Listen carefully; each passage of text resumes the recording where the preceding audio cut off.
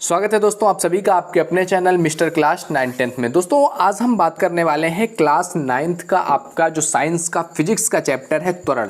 तो आज हम त्वरण के बारे में अच्छे से जानने वाले हैं कि आखिर त्वरण होता क्या है, ये कितने टाइप्स का होता है और इससे रिलेटेड जो न्यूमेरिकल्स आपके एग्जाम में पूछे जाते हैं वो सारा कुछ आज हम इस वीडियो में कवर करने वाले हैं।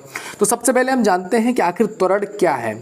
तो किसी गतिमान वस्तु के वेग में परिवर्तन की दर को त्वरण कहते हैं। कोई वस्तु अगर गतिमान अवस्था में है, चल रहा है और उसके जो गति है उसमें परिवर्तन आ जाए तो उसको कहते हैं हम त्वरण। त्वरण को ए से प्रदर्शित करते हैं, स्मॉल ए से इसको हम सिग्निफाई करते हैं। जहां पर भी हम इसको दर्शाते हैं तो स्मॉल ए से हम इसको दर्शाते हैं। त्वरण इज इक्वल टू होता है वेग में परिवर्तन वर्सेज समय। वेग में परिवर्तन हो रहा है और कितने टाइम में परिवर्तन हो रहा है तो उसी को कहते हैं त्वरण। तो वेग में परिवर्तन अपॉन टाइम। यदि किसी गतिमान वस्तु का प्रारंभिक वेग अगर u है, t सेकंड में अंतिम वेग v हो जाता है तो वस्तु में उत्पन्न त्वरण क्या होगा, a is equal to v minus u upon t। ये फार्मूला होता है आपके त्वरण के लिए। जब भी आपसे न्यूमेरिकल्स पूछे जाएंगे तो आप इन्हीं फार्मूले का यूज करेंगे अपने न्यूमेरिकल्स निकालने के लिए। अगर हम इसके सदिश और अदिश राशि होने की बात करें, सदिश और अदिश राशि के बारे में अगर आपको डिटेल्ड जानना है तो आप पिछली वीडियो देख सकते हैं, उसमें हमने सदिश और अदिश के बारे में अच्छे से बताया हुआ है। तो ये जो त्वरण है ना, ये एक सदिश राशि है, अर्थात त्वरण को दर्शाने हेतु परिमाण के साथ साथ हमें डायरेक्शन की, हमें दिशा की भी आवश्यकता होती है। त्वरण का एसआई मात्रक मीटर प्रति सेकंड स्क्वायर होता है और सीजीएस मात्रक सेंटीमीटर प्रति सेकंड स्क्वायर होता है। अब आइए बात करते हैं त्वरण के प्रकार के कितने टाइप्स के त्वरण होते हैं। तो पहला टाइप है त्वरण का एक समान त्वरण, यूनिफॉर्म एक्सेलरेशन।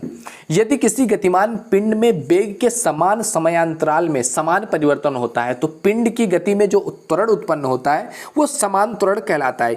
यानी कि अगर कोई गतिमान वस्तु है और उसके वेग में, उसका जो स्पीड है, उसका जो वेग है, उसमें एक निश्चित टाइम पीरियड पर, एक निश्चित समय पर, एक निश्चित मात्रा में उसमें परिवर्तन हो रहा है उसके वेग में, तो वो कहलाता है आपका समान त्वरण।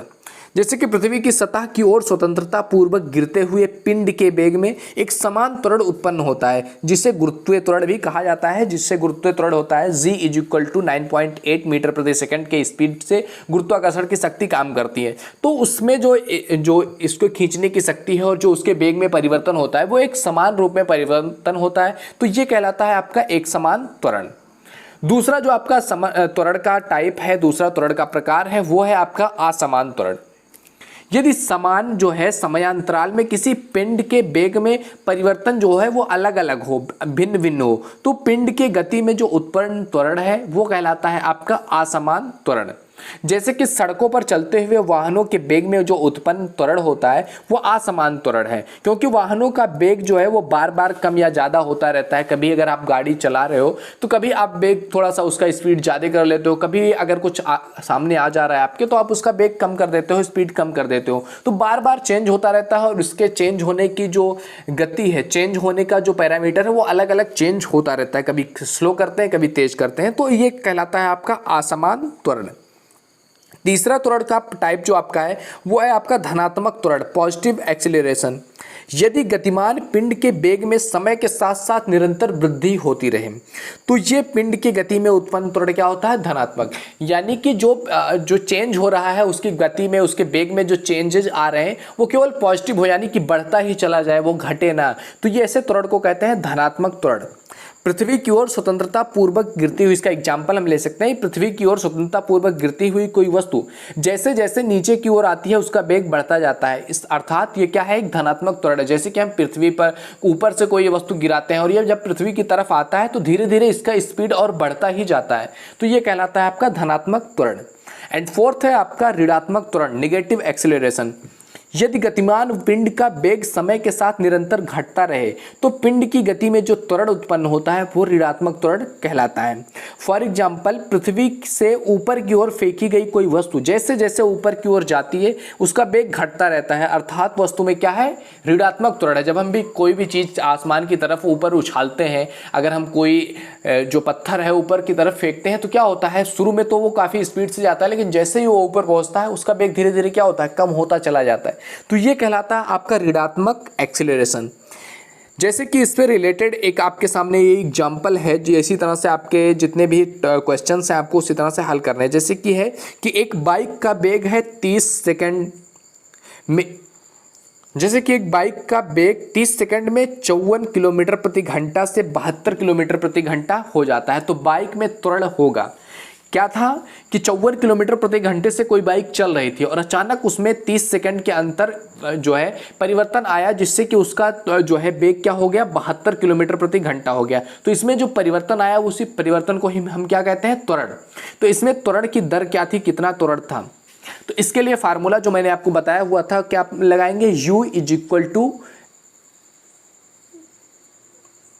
तो इसमें फार्मूला जो हम लगाएंगे वो होगा a is equal to v minus u upon time. तो यही हम फार्मूला लगाने वाले हैं। जैसे कि उसमें जो u हम यूज करते हैं वो क्या है आपका प्रारंभिक वेग। तो हमारा जो इस क्वेश्चन का है, इसका क्वेश्चन का प्रारंभिक वेग क्या है 54 किलोमीटर प्रति घंटा। तो सबसे पहले जो है बाद का जो चीजें हैं जिसको हम निकालना है वो मीटर प्रति सेकंड में निकालना है। तो सबसे पहले इसको भी हम मीटर प्रति सेकंड में बदल लेते हैं। तो इसको मीटर प्रति सेकंड में बदलने के लिए आपको क्या करना होगा, 5/18 से गुणा करना होगा। तो 54 में जब हम 5/18 से गुणा करेंगे तो ये हो जाएगा आपका 15 मीटर प्रति सेकंड। और जो v निकालने के लिए क्या करेंगे, v इज इक्वल टू होता है आपका लास्ट वेग, अंतिम वेग। तो v इज इक्वल टू है आपका 72 किलोमीटर प्रति घंटा, चेंज होकर के 72 हो रहा है। तो इसको भी मीटर प्रति सेकंड में बदलेंगे तो 5/18 से गुणा करेंगे 72 में, तो ये हो जाएगा 20 मीटर प्रति सेकंड। और टाइम कितना लगा है, समय कितना लगा है t 30 सेकंड। 30 सेकंड के अंदर ये चेंज हुआ है। तो हमें u भी पता चल गया, v भी पता चल गया, t भी पता चल गया। तो त्वरण के सूत्र से लगाएंगे a is equal to v minus u upon t. v कितना है आपका 20, u कितना है आपका 15 और t कितना है आपका 30। 20 में से 15 को निकाल देंगे, कितना बचेगा 5, और 30 कितना है, जो स्पीड है जो उसके टाइमिंग है वो कितना है 30। तो 5/30 मीटर प्रति सेकंड स्क्वायर आ गया आपका क्या, त्वरण। 5/30 को आप 1/6 भी लिख सकते हो, वो आपके ऊपर डिपेंड करता है आप लिखते हो या नहीं लिखते हो। तो इस तरह से क्वेश्चंस आपको हल करते हैं। अगर आप चाहते हैं तो एक क्वेश्चन और हम सॉल्व करवा दे रहे हैं आपका, सेकंड क्वेश्चन, कि एक रेलगाड़ी जो है स्टेशन से चलना शुरू करती है और एक समान त्वरण से चलते हुए 10 मिनट में 36 किलोमीटर प्रति घंटे का वेग प्राप्त कर लेती है। तो रेलगाड़ी में उत्पन्न त्वरण कितना है। तो देखिए रेलगाड़ी का जब शुरुआत हुआ वेग, तो जो u है वो कितना था 0, क्योंकि वो स्टॉप थी, एक रुकी हुई थी एक स्टेशन पर और वहीं से उसने चलना शुरू किया। तो u इज इक्वल टू है आपका 0। और अंतिम वेग v हमें निकालना है, क्योंकि फार्मूला त्वरण के लिए हमें a is equal to v minus u upon t चाहिए। तो u तो पता चल गया 0 है, v कितना है आपका 36। इसको हम मीटर प्रति सेकंड में बदलेंगे, क्योंकि हमारा जो त्वरण होता है उसका मात्रक क्या है, मीटर प्रति सेकंड स्क्वायर। तो इसके लिए हमें मीटर प्रति सेकंड में बदलना जरूरी है। तो 36 को मीटर प्रति सेकंड में बदलने के लिए 5/18 से गुणा किया गया, तो कितना हो जाएगा 10 मीटर प्रति सेकंड। और टाइम निकालेंगे, टाइम कितना दिया हुआ है आपका 10 मिनट। मिनट को भी हमें क्या करना है, सेकंड में चेंज करना है, क्योंकि मात्रक सबके बराबर होने बहुत इंपॉर्टेंट है। तो 10 मिनट को सेकंड में बदलेंगे, कितना हो जाएगा आपका 600 सेकंड। अब त्वरण का हम फार्मूला लगाएंगे, a is equal to v minus u upon t. तो v आपका दिया हुआ है 10 और u है आपका 0। 10 में से 0 निकालेंगे 10 बचेगा और नीचे हो क्या है आपका 600 मीटर। तो 10/600, इसको आप 1/60 भी लिख सकते हैं।